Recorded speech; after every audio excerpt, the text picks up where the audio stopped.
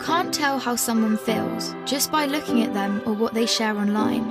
To the outside world, our lives may look perfect, even if in reality they aren't. I'm always worrying about doing well at school, and with the end of year test coming up, I'm not sure how much longer I can cope. My thoughts swarm around my head, sometimes keeping me up all night.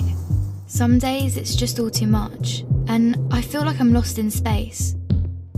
When I did badly on one of my tests, I just about kept it together until I got home. Then I broke down crying in front of my mum. She listened for a bit, and then she told me that, just like physical health, we all have mental health. It's our feelings, our thinking, our emotions, and our moods.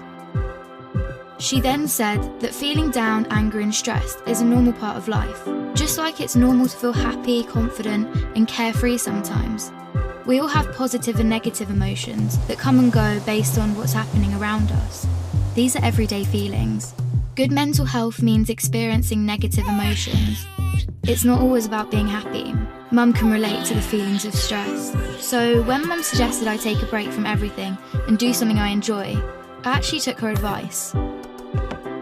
So I made myself a hot chocolate, snuggled up in a duvet and watched a film. And you know what? Afterwards I felt so much better. Mum should take her own advice. Most of us only ever share the good things. We don't like to share how we really feel. Every morning when I wake up, negative thoughts stream through my head. Getting out of bed and pretending I'm okay takes all the energy I have.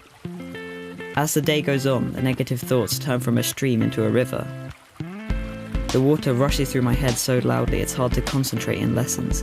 And some days it's so bad it feels like a waterfall that's trying to pull me over the edge. Everything is so overwhelming. I didn't think my friends would understand if I told them how down I was feeling. But when Sasha opened up to me about how stressed she was feeling, I told her.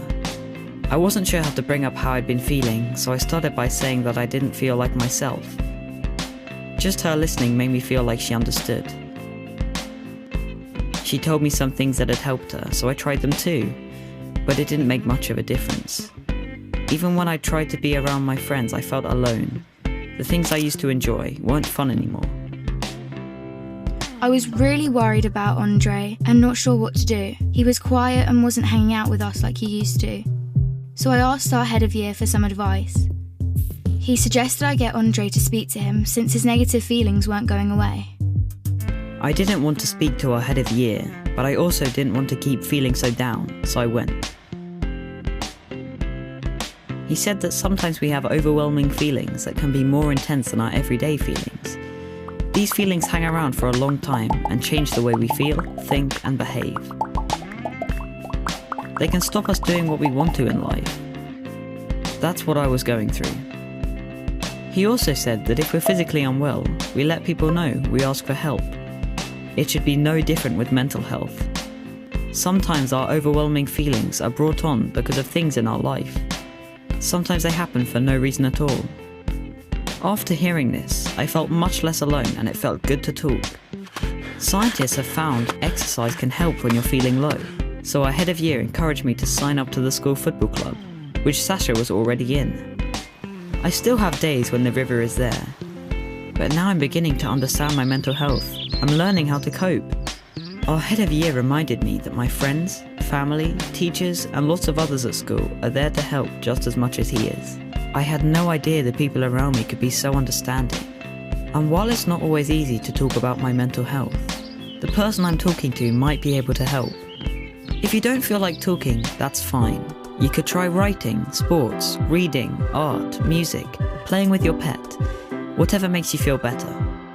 If you're the person someone talks to when they're struggling, just listen with no pressure or judgment. You don't have to have the answer. If you feel unsure about anything, you can speak to a trusted adult. Talking about mental health doesn't have to be difficult. After all, it's something we all have.